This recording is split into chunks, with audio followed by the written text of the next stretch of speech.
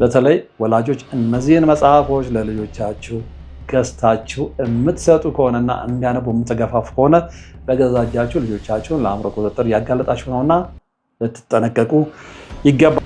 ዛሬ በጣም ክላሲክ የሆኑ ምርምር የሚፈልጉ አእምሮን የሚፈልጉ መጽሐፍትን የሚያነባ ትውልድ ጠፍቷል። ስለተሰራበት እጅግ በርካታ ሚሊዮን አይደለም ቢሊዮን ዶላር ተመድቦ የሚሰራ ፕሮጀክት ነው። የሰውን ልጅ ባሪያ ለማድረግ ፍጹም ታዛዥ አገልጋይ ባሪያ ነው አይደለ? ይህን አድርግ ሲባል ለምን ብሎ የማይጠይቅ አድርግ የተባለው ዝም ብሎ ያለምንም መጠየቅ የሚያደርግ እዚህ ቦታ ላይ ሰይጣናዊ አምልኮ ይካሄዳል። የዓለም ታላላቅ መሪዎች ይገኙበታል። ስለዚህ ሳታኒክ ሪቹዋል ወይም ደግሞ ሰይጣናዊ ድርጊት የሚፈጸምበት ስፍራ ነው። ዓለም አሁን በምን አይነት ጎዳና ላይ እንዳለች ማወቅ አንችልም። ካላወቅን ደግሞ እንሸነፋለን። ታይስልን በሀገር ውስጥና በመላው ዓለም የምትገኙ ወደ ቻናሌ ተከታታዮች ይሄው ዛሬም በእግዚአብሔር መልካም ፍቃድ ተገናኝተናል። የምንገኘው አማራጭ ቻናላችን ወርቅ አፈራው 2 ላይ ነው።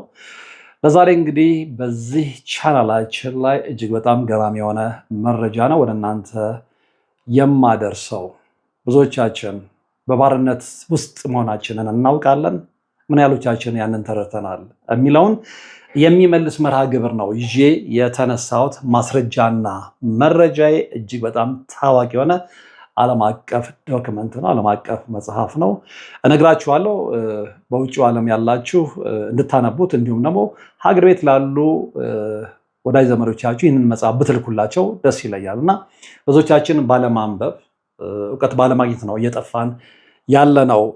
ስለዚህ እንዲህ አይነት ችግር ለመቅረፍ እርስ በርስ መደጋገፍ ይኖርብናል ብዬ አስባለሁ፣ ከመቼውም ጊዜ በላይ ማለት ነው።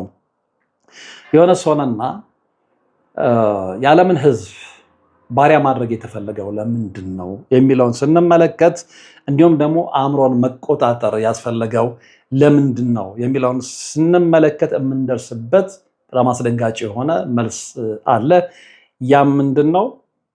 የዓለምን ሕዝብ ያለምንም ማንገራገር የታዘዘውን እንዲፈጽም እሺ የሚል ባሪያ አድርገው ለመግዛት ካለ ጽኑ ፍላጎት የተነሳ ነው እና ይህንን አሁን ለማድረግ የጨለማው ኃይል አባላት የት ድረስ የጭካኔ ጥግ ድረስ እንደሚሄዱ ዛሬ በደንብ አሳያችኋለሁ። ከእናንተ የሚጠበቀው እስከ ፕሮግራሙ ፍጻሜ አብራችሁኝ መሆን ነው።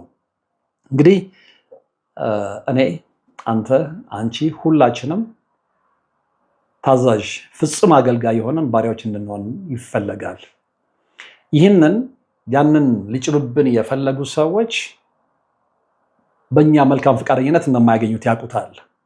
ስለዚህ የሰው ልጅ እሺ ብሎ እንደማይቀበላቸው ስለሚያውቁ ብቸኛ አማራጭ አድርገው የወሰዱት በጣም ጭካኔ የተመላበትን ወይም ደግሞ ብዙዎች የሚስማሙበት አጠራሩ ጨካኙን ሳይንስ እኛ ላይ እውን በማድረግ ነው እና እዛ ላይ ነው ትኩረት የምናደርገው። እንግዲህ መነሻዬ ወይም ደግሞ ሪፈረንሴ ወይም ደግሞ ዋቤ የሲስኮ ዊለር እና የስፕሪንግ ሜየር ሞናርክ ማይንድ ኮንትሮል የተሰኘው እጅግ በጣም ተወዳጅ መጽሐፍ ነው። እንግዲህ እነዚህ ደራሲዎች በጻፏቸው መጽሐፍት ውስጥ በተለይም እኛ ዛሬ ሪፈረንስ አድርገን የምንጠቀመው The Illuminati formalized to create an undetectable total mind control slave የተሰኘው መጽሐፋቸው ስለ ሞናርክ ማይንድ ኮንትሮል እና ስለ አእምሮ ቁጥጥር ማዕከላት በደንብ ይነግረናል። እሱ ላይ ቆይታ እናደርጋለን።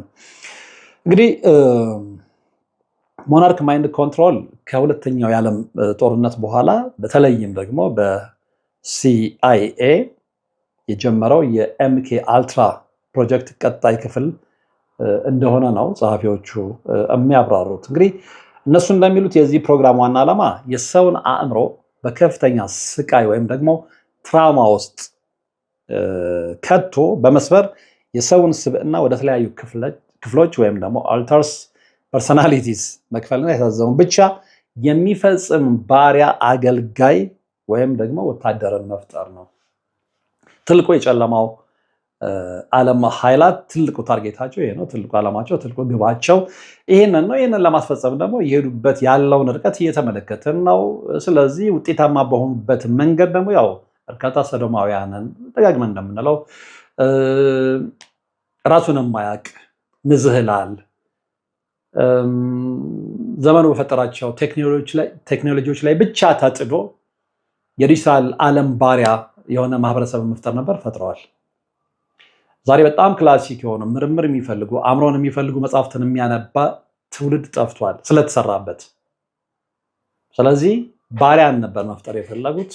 እሺ የሚልን የታዘዘውን የሚፈጽምን ፍጹም አገልጋይን ነበር መፍጠር የፈለጉት።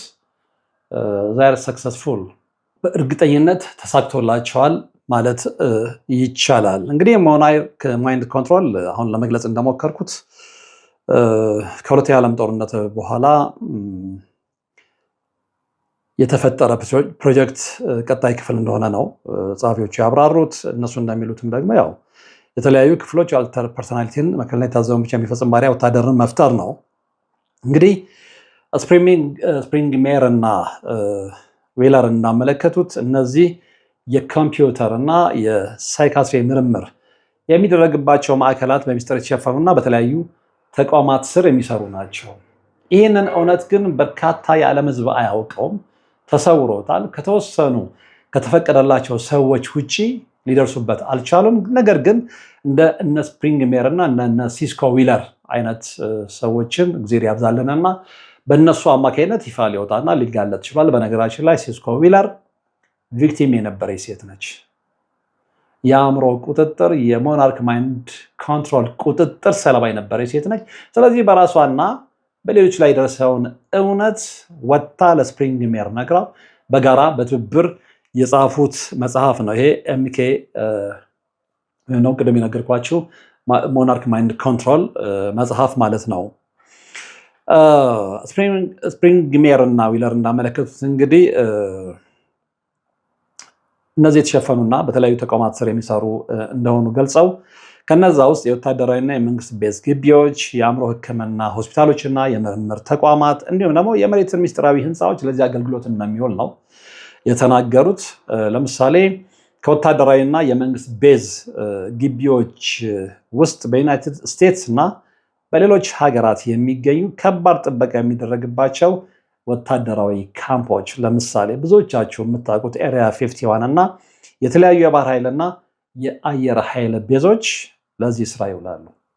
የሰው ልጅ ጭንቅላት ለመቆጣጠር፣ የሰው ልጅ አእምሮ ለመቆጣጠር፣ የሰው ልጅ ባሪያ ለማድረግ እጅግ በርካታ ሚሊዮን አይደለም ቢሊዮን ዶላር ተመድቦ የሚሰራ ፕሮጀክት ነው። የሰውን ልጅ ባሪያ ለማድረግ እግዚአብሔር የፈጠረውን በአምሳሉ የፈጠረውን ሰው ታዛዥ ለማድረግ። ሌላው የአእምሮ ሕክምና ሆስፒታሎች ላይ ምርምር ተቋማት ናቸው። በህዝብ ዘንድ እንግዲህ እንደ ተራ የሕክምና ማዕከል የሚታወቁ ነገር ግን በሚስጥር የሕክምናና የሳይካትሪ ሙከራዎች የሚካሄዱባቸው ቦታዎች ናቸው። በሚስጥር የሚስጥራዊ ማህበራት ትልቁ መገለጫቸው ሚስጥራዊነታቸው ነው እና ሁሉም ነገር በሚስጥር ማድረግ ነው የሚወዱት። ሌላው የመሬት ስር ሚስጥራዊ ህንፃዎች ናቸው። አንደርግራውንድ ፋሲሊቲስ የሚሏቸው እነሱ እና የሰዎች ጩኸትና ድምፅ እንዳይወጣ ልብ አድርጉ። በሚሰቃይበት ሰዓት፣ እናንተን በሚያሰቃዩበት ሰዓት ይህ ድምፅ እንዳይወጣና ሙሉ በሙሉ ከውጭው ዓለም የተገለሉ ጥልቅ የመሬት ስር መሰረቶች አሏቸው። በማዕከላት ውስጥ እንግዲህ የሚካሄዱ ዋና ዋና ሂደቶች ምንድን ናቸው የሚለውን እርግጠኛ ነኝ ብዙዎቻችሁ ለማወቅ ትጓጓላችሁ። እንግዲህ አንደኛው ከፍተኛ ስቃይና ፍርሃትን መፍጠር ነው። የሰውን አእምሮ ለመስበር እንግዲህ አእምሮን የሚያህል ነገር ለመስበር በኤሌክትሪክ፣ በመድኃኒቶች፣ በእንቅልፍ እጦት እንዲሁም ነው በአካል ስቃይ መቅጣት ነው አንደኛው ዓላማቸው። ሌላው ስብዕናን መከፋፈል ነው። እንግዲህ ግለሰቡ ከሚደርስበት ከባድ ስቃይ የተነሳ አእምሮ እውነታውን በመሸሽ አዳዲስ ንዑስ ስብዕናዎችን እንዲፈጥር ማድረግ ነው። ሌላው ምልክቶችና ኮዶች ናቸው። ይሄ እነሱ ትሪገርስ ኤንድ አንከርስ የሚሏቸው በእያንዳንዱ ንዑስ ስብዕና ውስጥ የተወሰኑ ቃላት፣ የሙዚቃ ዜማዎች ወይም የእጅ ምልክቶችን በመትከል ግለሰቡን እንደ ሮቦት ለማዘዝ ያዘጋጁታል ማለት ነው። ስለዚህ ሁላችንም በዛ ማይንድ ኮንትሮል ውስጥ የምንሆን ከሆነ፣ በዛ የአእምሮ ቁጥጥር ውስጥ የምንሆን ከሆነ በእንደዚህ አይነት ሁኔታ እንደ ሮቦት ያዙናል ማለት ነው እና አሁን እየሆነ ያለው ያ ነው እንግዲህ እንዳለመታደል ሆኖ ማለት ነው። ሌላው ምንድነው የሆሊውድና ተረት ተረቶች አጠቃቀም ነው። በተለይም ይሄ የአእምሮ ቁጥጥር ህፃናትንም ጭምር ታርጌት ያደረገ ወይም ደግሞ ኢላማ ያደረገ በመሆኑ በተለይ ህፃናት ላይ ፕሮግራሚንግ ሲሰራ የሚጠቀሱ መጽሐፎች አሉ። እንደ ዊዛርድ ኦፍ ኦዚ ወይም ደግሞ አላይስ ኢን ወንደርላንድ ያሉ ተረቶችና ምልክቶች አእምሯቸውን ለማደራገር ይጠቀማሉ። አሁን ብዙ ወላጆች እነዚህን መጽሐፎች ለልጆቻቸው መዝናኛነት እንዲውሉ ይገዛሉ። እውነታውን ስለማያውቁት ነው፣ እውነታው ስለተደበቃቸው ነው። እና በተለይ ወላጆች እነዚህን መጽሐፎች ለልጆቻችሁ ገዝታችሁ የምትሰጡ ከሆነና እንዲያነቡ የምትገፋፉ ከሆነ በገዛ እጃችሁ ልጆቻችሁን ለአእምሮ ቁጥጥር እያጋለጣችሁ ነውና ልትጠነቀቁ ይገባል የሚለውንም መናገር እፈልጋለሁ። እንግዲህ ሲስኮ ዊለር ራሱ የዚህ ፕሮግራም ሰለባ እንደነበረች እና በኋላ ላይ እንዳመለጠች ስትናገር፣ ስፕሪንግ ሜር ደግሞ የኢሉሚናቲ አወቃቀርን ሲያጠና ይደርሰበት መሆኑን ነው የሚገልጸው እና ከዚህ እውነት ላይ በመነሳት ነው ይህንን የመሰለ በዓለም አቀፍ ደረጃ ተቀባይነት ያገኘ መጽሐፍ የቻሉት ማለት ነው። እንግዲህ በፍሪትስ ስፕሪንግ ሜር እና በሲስኮ ዊለር መጽሐፍት ውስጥ ከኤሪያ 51 ባሻገር በስምና በቦታ ተለይቶ የተጠቀሱ ዋና ዋና የሞናርክ ፕሮግራሚንግ እና የአእምሮ ቁጥጥር ማዕከላት አሉ። የት ነው ለመሆኑ የሰው ልጆችን አእምሮ ለባርነት የሚያዘጋጁት? የት ስፍራ ላይ ነው ሳይንሳዊ ምርምር የሚያደርጉት? የት ስፍራ ነው የጭካኔ ተግባርን የሚፈጽሙት? የት ስፍራ ነው በሰዎች ስቃይ የሚደሰቱት የሚለውን ስንመለከት መጽሐፉ ላይ የምናገኘው እውነት የሚነግረን ነገር አለ። አንደኛው ካሊፎርኒያ ውስጥ የሚገኘው ቻይና ሌክ ናቫል ዌፐንስ ሴንተር ነው። ይሄ ማዕከል በደንብ ይታወቃል። እንግዲህ በጸሐፊዎቹ መጽሐፍ ውስጥ በከፍተኛ ደረጃ ከተጠቀሱ ቦታዎች መካከል አንደኛው ነው ይሄ ቦታ ማለት ነው። እንግዲህ በጥልቅ የመሬት ስር ዋሻዎቹ ውስጥ ለልዩ ልዩ የሞናርክ ፕሮግራሚንግ ስራዎችና የስነ ልቦና ሙከራዎች እንደ ዋና ማዕከል የሚያገለግል ተቋም ነው ማለት ነው ይሄኛው። ሁለተኛውም እዛው ካሊፎርኒያ ውስጥ ነው የሚገኘው። ሌተርማን አርሚ ሆስፒታል ይባላል። በወታደራዊ ስነ ልቦና ጦርነት እና በከፍተኛ ስቃይ ላይ ተመርኩዘው በሚሰሩ አእምሮ የመስበር ሂደቶች ስሙ ይነሳል። አእምሮ የመስበር ሂደት። ምን ያህሎቻችሁ አእምሯችሁ እንደሚሰበር ታውቃላችሁ? ምን ያህሎቻችሁ እናንተን በባርነት ቁጥጥር ስር ለማድረግ የአእምሮ መስበር ተግባር እንደሚፈጸምባችሁ ታውቃላችሁ? እና እንድታውቁ ነው፣ ለማያውቁ ሰዎች ለማሳወቅ ነው እንደዚህ አይነት ፕሮግራሞችን መስራት አስፈላጊ ሆኖ የተገኘው። ሌላው ምንድነው? ከነዚህ ቤቶች መካከል ሜሪላንድ የሚገኘው ፎርት ሚያዲ ነው። የብሔራዊ ደህንነት ተቋም ዋና መስሪያ ቤት ሲሆን የኤሌክትሮማግኔቲክ ሞገዶችንና የርቀት የአእምሮ ቁጥጥር ሪሞት ማይንድ ኮንትሮልን ቴክኖሎጂን ለማልማት ጥቅም ላይ የሚውል ነው። ሌላው ምንድነው? የመሬት ስር ምስጢራዊ ማዕከላት አሉ። እናንተን በባርነት ቁጥጥር ስር ለማድረግ እንደ ማዕከል የሚያገለግሉ ማለት ነው። ከእነዚህ ውስጥ እንግዲህ ኒው ሜክሲኮ ውስጥ የሚገኘው ዶልቼ ቤዝ ይገኝበታል። በጥልቅ የመሬት ስር የተገነባ ምስጢራዊ ካምፕ ነው። የሰው ልጅ ባዮሎጂካዊ ሙከራዎችና የክፉ አእምሮ የማስገበር ልምምዶች የሚካሄድበት ስፍራ ነው። ሌላው ሎንግ አይላንድ ኒውዮርክ ውስጥ የሚገኘው ካምፕ ሄሮ ነው። የሞንቶክ ፕሮጀክት የተካሄደበትና የጊዜ ፍሰትን የቦታ ሽግግርና የጅምላ የአእምሮ ቁጥጥር ሙከራዎችን ለማካሄድ ያገለገለ ማዕከል ነው። ሌላው ፔንሲልቬኒያ ውስጥ የሚገኘው ማውንት ዌዘር ነው። እንግዲህ የመንግስት አስቸኳይ ጊዜ መጠለያዎች ቢሆኑም በሚስጥር ከባድ የአእምሮ ፕሮግራሚንግ መሰረተ ልማቶች የተካሄዱባቸው ቦታዎች ነው። እነሱ መሰረተ ልማት ነው የሚሉት፣ መሰረተ ጥፋት ልትሉት ትችላላችሁ። በሶስተኝነት የምንመለከተው እንግዲህ ዋና ዋናዎቹ አንደኛው ታዋቂ ወታደራዊ እና የባህር ኃይል ቤዞች ናቸው፣ ነግሬያቸዋለሁ። የምስጢራዊ ማዕከላት ነግሬያቸዋለሁ። በሶስተኝነት የምንመለከተው የሕክምናና የሳይካትሪ ምርምር ተቋማት ናቸው። እነዚህም የሰው ልጅን አእምሮ በቁጥጥር ስር ለማድረግ ባሪያ ለማድረግ የተቋቋሙ የምርምር ተቋማት ናቸው። አንደኛው ካሊፎርኒያ ኦክላ ውስጥ የሚገኘው ኢንስቲትዩት ነው፣ ኒውሮ ሳይካትሪክ ኢንስቲትዩት። እንግዲህ በዶክተር ሉዊስ ጆሊያን ይመራ የነበረ ማዕከል ነው። ጸሐፊዎቹ እንደጠቀሱት እንግዲህ ከኤምኬ አልትራ ጋር በተያያዘ የኬሚካልና የመድኃኒት ሙከራዎች ይካሄዱበት እንደነበረ ነው ጸሐፊዎቹ የጻፉት። ሌላው እንግዲህ ለንደን እንግሊዝ ውስጥ የሚገኘው ታቪስቶክ ኢንስቲትዩት ነው። በነገራችን ላይ እጅግ በርካታ $1 ሚሊዮን ተመድቦለት የሚሰራ ተቋም ነው። ከአሜሪካ ውጭ የሚገኝ ነው። የህብረተሰብ የስነ ልቦና አቅጣጫን በመቀየርና በጅምላ የአእምሮ ቁጥጥር ወይም ደግሞ ማስ ማይንድ ኮንትሮል ቴክኒኮች ላይ እንደ ዋና ቀራጭ ተደርጎ የሚወሰድ ተቋም ነው። ሌላው ምንድነው? የአምልኮና ሚስጥር ስብሰባ ቦታዎች ናቸው። ብዙ ጊዜ እንግዲህ የአምልኮ ቦታዎች ስናነሳ ቦሄሚያ ግሮቭን ነው የምናነሳው። እንግዲህ ካሊፎርኒያ ውስጥ ነው የሚገኘው። ቦሄሚያን ግሮቭ የዓለም ልሂቃን ልብ አድርጎ በሚሰበሰቡበት በዚህ ቦታ አእምሯቸው የተሰበረ ማለት ይችላላችሁ አልተርስ ሰዎችን ትሪገር ለማድረግ ወይም ደግሞ እንደገና ፕሮግራም ለማድረግ የሚያስችሉ ስርዓቶች የሚከናወኑበት ነው። በነገራችን ላይ እዚህ ቦታ ላይ የተለያዩ ሰይጣናዊ አምልኮቶች እንደሚካሄዱ ከዚህ በፊት ብዙ ሰነዶች አጋልጧል። በተለይ ቦሄሚያን ግሮቭ ላይ በአመት አንዴ ነው ሁለቴ እዚህ ቦታ ላይ ሰይጣናዊ አምልኮ ይካሄዳል። የዓለም ታላላቅ መሪዎች ይገኙበታል። ስለዚህ ሳታኒክ ሪቹዋል ወይም ደግሞ ሰይጣናዊ ድርጊት የሚፈጸምበት ስፍራ ነው። ይህንን ሁሉ ለምን ማድረግ አስፈለገ የሚለው ነው መሰረታዊ ጥያቄው።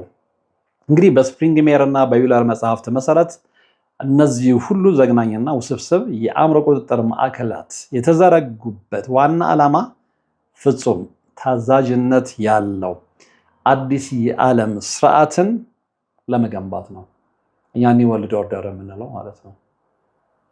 ኒው ወርልድ ኦርደር የምንለው ስለ ኒው ወርልድ ኦርደር ወይ ነው ለአዲስ ዓለም ስርዓት ስናወራ ብዙ ነጥቦችን ማንሳት እንችላለን። እሱ ላይ ወደፊት በስፋት እንመጣለን። ነገር ግን ይሄ ሁሉ ለምን አስፈለገ የሚለውን መልስ ስንፈትሽ የምናገኘው እውነት የመጀመሪያው ላይ አንደኛው ፍጹም ታዛዥ አገልጋዮችን መግቢያችን ላይ እንደገለጽ ነው ባሪያዎችን ለማፍራት ነው። ይሄ ምንድነው? ተራ አእምሮ ያለው ሰው ሲዋሽ ልብ አድርጉ ሲፈራ ወይም ሲጠየቅ ይንቀጠቀጣል። ተራ አእምሮ ያለው። ስለዚህ አእምሮ የተከፈለ ሰው ግን የታዘዘውን ግድያ፣ ሰላይነት ወይም ተልእኮ ይፈጽማል። ልብ አድርጉ። ይሄንን በፊልሞቻቸው ነግረውናል፣ በመጽሐፍቶቻቸው ነግረውናል፣ ባገኙት አጋጣሚ ሁሉ ነግረውናል። ስለዚህ በደንብ ልብ ብላችሁ እንድትከታተሉ ይፈልጋለሁ እና የመጀመሪያው ይህንን ሁሉ ነገር ማድረግ ያስፈልገው ማይንድ ኮንትሮል ተግባራዊ ማድረግ ያስፈልገው የዓለምን ሕዝብ አእምሮ መስበር ያስፈልገው በአእምሮ ቁጥጥር ስር ማድረግ ያስፈልገው አንደኛው ፍጹም ታዛዥ አገልጋዮችን ለመፍጠር ነው እና አንድ ሰው አእምሮ ከተከፈለ ወይም ደግሞ በእነሱ በሞናርክ ማይንድ ኮንትሮል ዘዴ ዲሶሲየትድ ከሆነ የታዘዘውን ግድያ ይፈጽማል ያለምንም ጥያቄ። እሺ ብሎ የሚቀበል ነው አይደል? ያለው ፍጹም ታዛዥ አገልጋይ ባሪያ ነው አይደል? ይሄን አድርግ ሲባል ለምን ብሎ የማይጠይቅ አድርግ የተባለው ዝም ብሎ ያለምንም መጠየቅ የሚያደርግ ፍጹም አገልጋይ ወታደር መፍጠር ነው ብለናል። ስለዚህ ያ ሰው በዚህ አይነት ሳይንሳዊ ዘዴ የአእምሮ ቁጥጥር ከተደረገበት የታዘዘውን ግድያ ይፈጽማል፣ ተልእኮውን ይፈጽማል። እንዲህ አይነት ማህበረሰብ ነው የሚፈለገው። ጥያቄ ቢጠየቅ እንኳን ልብ አድርጉ ሌላኛው የሰውነቱ ክፍል የሚያውቀው ነገር ስለሌለው የውሸት ማረጋገጫ ማሽን እንኳን ሊደርስበት አይችልም። አንዱ ይሄ ነው። ሁለተኛው ለተለያዩ ልዩ ተልእኮች ነው። አእምሮን ወደ ተለያዩ ክፍሎች በመከፋፈል ለተለያዩ አገልግሎቶች ይጠቀሙባቸዋል። በዚህ ዘዴ ለምሳሌ የፖለቲካና የደህንነት ወኪሎች ሳያውቁት የታዘዙትን ሰው ገድለው ወይም መረጃ ሰርቀው የሚመለሱ። አሁን ብዙ ጊዜ እንደዚህ አይነት ነገሮች በተለይ አሜሪካ ውስጥ ተግባራዊ ነው የሚሆኑት። እንደዚህ አይነት ሰዎች አሁን አንዳንድ ጤነኛ የሆነ ሰው እንዴት ሰው በዚህ ደረጃ ይህንን ያደርጋል ብሎ ይጠይቃል አይደለ? በአእምሮ ቁጥጥር ውስጥ ስታልፉ ይህንን ለማድረግ ትገደዳላችሁ እና ሳታውቁት የታዘዛችሁ ሰው ገድላችሁ ወይም መረጃ ሰርቃችሁ ትመለሳላችሁ። ሌላ የመረጃ አጋቾች ናቸው። ሚስጥራዊ መረጃዎችን በአእምሯቸው ውስጥ ብቻ አቅፈው የሚዞሩ ናቸው እነዚህ። ሌላው የመዝናኛው ዓለምና የባህል ተጽዕኖ ነው። ይሄ በብዛት እኛ የምናወራበት ነው። ስለ ሚስጥር ማህበራት ስናነሳ በአብዛኛው የማይንድ ኮንትሮል ሲባል ሰው በመዝናኛው ዓለም በፊልሙ በጌሙ ምናምን ልጆቻችንን ኮንትሮል አድርጎታል። ግን ከዛ በላይ ነው። ይሄ ከዛ በላይ የረቀቀ ነው እየነገርኳችሁ እንዳለሁት ማለት ነው። እና የመዝናኛው ዓለምና የባህል ተጽዕኖን ስንመለከት ግን በሆሊውድ በሙዚቃና በብዙሃን መገናኛ ውስጥ የሚሰሩ ሰዎችን ፕሮግራም በማድረግ በጣም ሴሌብሪቲዎችን ማለት ነው የህብረተሰቡን ንቃተ ህሊና ባህልና ሴት የፈልጉበት አቅጣጫ እንዲሄድ ማድረግ። ለምሳሌ ከዓለም አቀፍ ታዋቂ ሴሌብሪቲ አርቲስቶች መካከል መርጠው በእነሱ ቁጥር ሰው የእነሱ ባሪ አድርገው እነዛን ሰዎች በመጠቀም የዓለምን ህዝብ እንዲያስቱ ማድረግ። ሁሌኛ እንደምንለው ማለት ነው። እንደነ ኬንያ ዌስት፣ እንደነ ሌዲ ጋጋ፣ እንደነ ኬት ፔሪ፣ እንደነ ኤምነም እና እንደ ሌሎችም አርቲስቶች ስለ ሰይጣን በመዝፈን፣ ስለ ሰዶማዊነት በመዝፈን፣ ስለ ድራግ በመዝፈን፣ ስለ መጠጥ በመዝፈን የዓለምን ህዝብ አእምሮ በዛ ውስጥ ትክክል ነው ብሎ እንዲቀበል በማድረግ እነዚህ ጨካኝ አካላት ወደሚፈልጉበት አቅጣጫ መምራት ወይም ደግሞ ማምጣት ማለት ነውና የመዝናኛውን ዓለምና የባህል ተጽዕኖ ማስፈር ነው። ሌላው ምንድነው? የገንዘብና የስልጣን ምንጭ ነው። በከፍተኛ ባለስልጣናት፣ ፖለቲከኞችና ሀብታሞች መካከል የሚካሄዱ ህገወጥ አደንዛዥ እጾችንና የሰዎችን ዝውውር ለመቆጣጠር እና ያው ወደ ራስ አቅጣጫ ለመቀልበስ ነው። ሌላ ምንም አይደለም።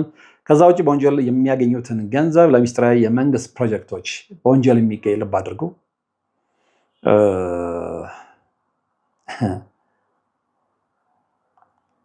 ወንጀል የሚያገኙትን ገንዘብ ወንጀል ስላቸው ሰው በማስገደል እጽ በመሸጥ ብዙ ወንጀሎችን በመፈጸም የሚገኘውን ገንዘብ ለሚስጥራዊ የመንግስት ፕሮጀክት ወይም ደግሞ ያው ብላክ በጀት ፕሮጀክት ይሉታል በማዋል ማለት ነው። ሌላው የጅምላ ህብረተሰብ ቁጥጥር ነው። ይሄ ምንድነው? የነጠላ ሰዎችን አእምሮ የመቆጣጠር ዘዴዎችን በማዳበር በጊዜ ሂደት መላውን ህብረተሰብ በቴክኖሎጂ፣ በዜና፣ በሙዚቃ፣ በፊልም አማካይነት አእምሯቸውን አደንዝዞ ዓለም አቀፍ አስተዳደር ዝግጁ ማድረግ ነው። አሁን እየሆነ እንዳለው ለምሳሌ ፕሮጀክት 2020፣ 2030፣ 2035 እያለ ይቀጥላል። እዛ ውስጥ የሚነሱ ሀሳቦችና አጀንዳዎች አሉ። ስለዚህ አንደኛው ይሄ ነው፣ የጅምላ ህብረተሰብ ቁጥጥር፣ በቃ ሙሉን የዓለም ህዝብ መቆጣጠር ማለት ነው። ከዛ ዘዴ መካከል አንደኛው ነው እንግዲህ ይሄኛው በቴክኖሎጂ፣ በዜና፣ በሙዚቃ፣ በፊልም አእምሮን አደንዝዞ ለዓለም አቀፍ አስተዳደር ዝግጁ ማድረግ። ስለዚህ እዚህ ላይ ሚዲያው የራሱ ሚና ይጫወታል ማለት ነው እና እንደውም አንዴ የሲቢኤስ ፕሬዚዳንት ደጋግሜ እለዋለሁ ሳላንት የተናገረው ነገር አለ። እኛ የምንፈልገው የዓለም ህዝብ የሚፈልገውን ሳይሆን እኛ እንዲያደምጥ የምንፈልገውን ነገር መስጠት ነው በሚዲያዎቻችን አማካኝነት ብሏል። ይሄ ማለት ነው ባጭሩ ጸሐፊዎቹ ሲስኮ ዊለር እና ስፕሪንግ ሜር እንደሚሉን ዓላማው የማይንድ ኮንትሮል ወይም ደግሞ የአእምሮ ቁጥጥር ዓላማ የሰው ልጅ ነፃ ፍቃድ ፍሪ ዊል ሙሉ በሙሉ በመንጠቅ አድርጎ ዓለምን የሚቆጣጠሩ ጥቂት ልሂቃን ያለምንም ተቃዋሚ የሚፈልጉትን የሚያዙበትን ማሽን መገንባት ነው። በዛ ማሽን አማካይነት ደግሞ የሰው ልጅን እንደ ባሪያ ተቆጣጥሮ ማሰራት፣ ማዘዝ፣ ስለዚህ እነሱ የሚፈልጉትን ተግባር እንዲፈጽም ማድረግ ነው ማለት ነው። እና ይህንን ለማድረግ እንግዲህ በዓለም አቀፍ ደረጃ የሚታወቁ በጣም ጨካኝ ሰዎች አሉ እና ፕሮግራመሮች ማለት ነው። የሰው ልጅ አእምሮ በሳይንሳዊ መንገድ በጨካኙ ሳይንስ አማካይነት የሰው ልጆችን አእምሮ በመስበር በተለያዩ ሳይንሳዊ ቴክኒኮች በመጠቀም ፕሮግራም የሚያደርጉ ታዋቂ ጨካኝ ሰዎች አሉ። ከነዚህ መካከል እንግዲህ ታዋቂ ፕሮግራመሮችና ዶክተሮች ተብለው ከተዘረዘሩ ውስጥ አንደኛው ዶክተር ጆሴፍ ሜንገል ነው። ዶክተር ግሪን እያሉ ይጠሩታል። እንግዲህ በናዚ ጀርመን በኦሽዊትዝ የሞት ካምፕ ውስጥ በሰዎች ላይ ዘግናኝ ሙከራዎችን ያደርግ የነበረ እንደሆነ ይታወቃል። ከሁለተኛ የዓለም ጦርነት በኋላም በኦፕሬሽን ፔፐር ክሊፕ ወደ አሜሪካ በመግባት የሞናርክ ፕሮግራሚንግ ዋና አባት ሆኖ ሰርቷል። ሌላው ዶክተር ኤውን ካሜሮን ነው። የካናዳ እና የዓለም አቀፍ ሳይካትሪስቶች ማህበር ፕሬዚዳንት የነበረ ሲሆን በዶናልድ ማየርስ ማጊል ዩኒቨርሲቲ ውስጥ ማለት ነው በሲአይኤ የፋይናንስ ድጋፍ ሰዎችን በእንቅልፍና በኤሌክትሪክ ሾክ በመደጋገም አእምሯቸውን ባዶ የማድረግ ሙከራዎችን የመራ ሰው ነው። ሌላው እንግዲህ ዶክተር ሉዊስ ዮሊዮን ወይም ደግሞ ጆሊ ዌስት ነው። በኦክላ የስነ ልቦና ተቋም መሪ የነበረና ከሲአይኤ ጋር በመሆን በኤልኤስዲ እና በሃይፕኖሲስ አእምሮን የመቆጣጠር ምርምር ያደርግ የነበረ ግለሰብ ነው። ሌላው እንግዲህ ሌተናል ኮሎኔል ሚካኤል አኪኖ ነው። የአሜሪካ ጦር ሰራዊት የስነ ልቦና ጦርነት ሳይኮሎጂካል ዋርፌር ባለሙያና ቴምፕል ኦፍ ሴት የተሰኘው ሚስጥራዊ ቡድን መስራች ሲሆን በህፃናት ላይ ልብ አድርጎ በህፃናት ላይ የስነ ልቦና ፕሮግራሚንግ ያካሄድ ነበረ። ይሄ ግለሰብ ማለት ነው። እንግዲህ ታዋቂ ሰለባዎችና ምስክሮች ተብለው የተጠቀሱ ለዚህ መጽሐፍት ውስጥ ራሳቸው ሰለባዎች ሆነው ይህንን ነገር የሆነውን ነገር ለዓለም ህዝብ የተናገሩ ማለት ነው። ከነዚህ ካትሪ ኦብሬን እናገኛለን። እንግዲህ ትራንስፎርሜሽን ኦፍ አሜሪካ የተሰኘውን መጽሐፍ የጻፈች ነች። እሷና ልጇ በዚሁ የሞናርክ ፕሮግራሚንግ ስር ከፍተኛ የፖለቲካ ሰዎች ልዩ ተልዕኮ ያገለገሉ እንደነበረ ነው የገለጻቸው። ሌላው ካንዲ ጆንስ በ1940ዎቹ ታዋቂ ሞዴል የነበረች ነች። በኋላ ላይ ግን አእምሯ ተከፍሎ አሁን በተነጋገርነው መሰረት ማለት ነው ለሲአይኤ ምስጢራዊ መልእክት አጋች ሆና ትሰራ እንደነበረ በሕክምና ታሪኳ ተወስቷል። ሌላው ብራይስ ቴይለር ሱፎርድ ታንክስ ኦፍ ዘ ሜሞሪስ በሚለው መጽሐፏ በከፍተኛ የዓለም መሪዎችና ባለሀብቶች ዘንድ በአእምሮ ቁጥጥር ስር ሆና ትሰራ እንደነበረ ነው ያጋለጠችው። ስለዚህ አሁንም ዓለማችን ላይ እየሆኑ ያሉ ነገሮችን እያወቅን አይደለም። እኛን በባርነት ውስጥ ለመክተት ፍጹም እሺ ባዮች እንድንሆን ለማድረግ በዚህ ደረጃ በጭካኔ እየተሄደ ነው። ይህም ብቻ ማለት ይሄ ዓለማዊው ነው። ወደ መንፈሳዊ ስትመጡ ግን ከእግዚአብሔር ጋር ለማጣለት የሚሄዱበትን ርቀት በጣም የሚገርም ነው። እሱ ወደፊት እንመጣበታለን እና ዞሮ ዞሮ እንደዚህ አይነት ነገሮችን መርምረን አንብበን ቆፍረን ካላገኘን ዓለም አሁን በምን አይነት ጎዳና ላይ እንዳለች ማወቅ አንችልም። ካላወቅን ደግሞ እንሸነፋለን። ካላወቅን መብታችንንም ግዴታችንንም አናውቅም ማለት ነው። ስለዚህ የሚፈለገው ደግሞ መብትና ግዴታውን የማያውቅ ዝም ብሎ እንደ ተንቀሳቃሽ ሬሳ ኖሮ የሚሞት ማህበረሰብን መፍጠር ነው እና እንደዛ ላለመሆን ግን የዓለምን እውነት ፈትሸን ማግኘት ይኖርብናል። እኛ እንግዲህ በተቻለን መጠን መጽሐፎችን እየመረመርን የምናውቀውን ለማሳወቅ ጥረት እናደርጋለን። በዚህ ላይ የተሻለ ንባብ ያላችሁ የተሻለ ግንዛቤ ያላችሁ ሀሳብ እንለዋወጥ፣ ማህበረሰብን እናንቃ። አሁን በእርግጠኝነት የምነግራችሁ የመንቂያ ጊዜ ነው። በጣም አስቀያሚ ጊዜ ነው። ብዙዎቻችን ችግሩን ነው የምናየው። ከችግሩ ጀርባ ያለውን መሰረታዊ ምክንያት ግን አናውቀውም። መሰረታዊ ምክንያቶቹን ግን አሁን እጄ በገቡ መጽሐፎች አማካኝነት እየነገርኳቸው ነው እና በተለይ ውጭው ዓለም ላይ ያላችሁ ከኔ የተሻለ ሶርስ ዶኩመንት ይኖራችኋል ብዬ አምናለሁ እና እስኪ የተሻለ ግንዛቤ ያላችሁ ሰዎች ሀሳብ እንቀያየር፣ እንነጋገር፣ ማህበረሰብን እናንቃ። ከዚህ በላይ ውስጣዊ ሀሴትን የሚሰጥ ነገር ስለሌለ ማለት ነው እና ያንን እንደምታደርጉ ተስፋ አድርጋለሁ። ለዛሬ ወደ እናንተ ያደረስኩትን መረጃ በእጅጉ እንደጠቀማችሁ ተስፋ አድርጋለሁ። ብዙ ሰው ዘንድ ይደርስ ዘንድ አጋሩ፣ ብዙዎች ጋር አድርሱ።